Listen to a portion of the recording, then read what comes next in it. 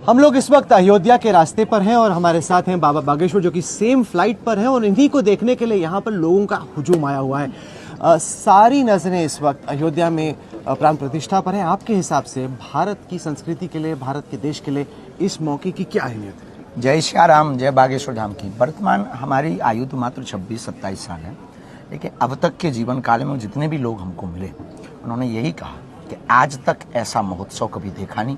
कल 22 तारीख का पूरे देश को नहीं, पूरी दुनिया को इंतजार है।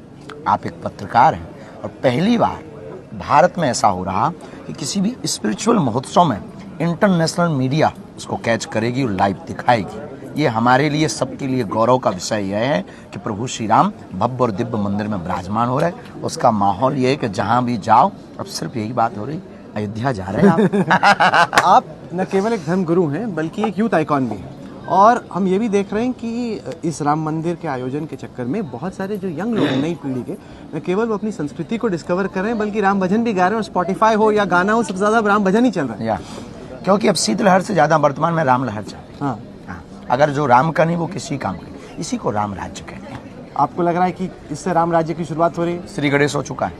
क्यों आपको ऐसा क्यों लग रहा है? वर्तमान में इसलिए लग रहा है कि सब में एकता है। अब जातिवाद की बात कम हो रही है। वर्तमान में प्रभु श्री राम की चर्चा ज़्यादा हो रही है और प्रभु श्री राम का मतलब इस विश्व की जो मर्यादा है, मानवों की जो आचार्य संगता है, भारत के जो प्राण हैं वह प्रभु श्री राम है। यह हम सबके प्राण है। भारत में रहने वाले प्रत्येक व्यक्ति के हृदय में जो रक्त बह रहा वह प्रभु श्री राम के नाम का रक्त। आप जहाँ जहाँ गए आपने बोला कि आपने, सब लोग पूछ रहे थे कि आप अयोध्या जा रहे हैं, नहीं क्या पिकअप किया, समाज में सेंटिमेंट क्या पिकअप किया?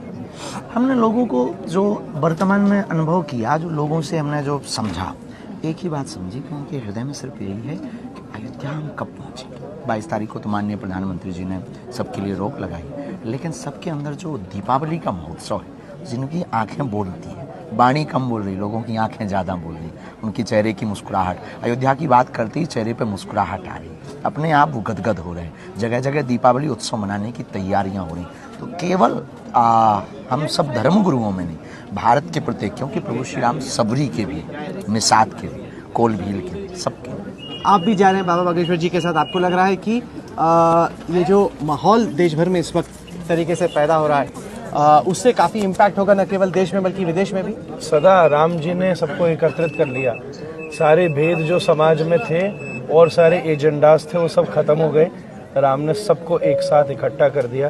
किसी भी जाति, किसी भी धर्म, किसी भी मजहब का व्यक्ति हो, सब राम की बात कर रहा है। चलिए, मुझे लग रहा है कि फ्लाइट का टाइम हो रहा है, वरना हम लोग की फ्लाइट ही छूट जाएगी। हम एयरपोर्ट पे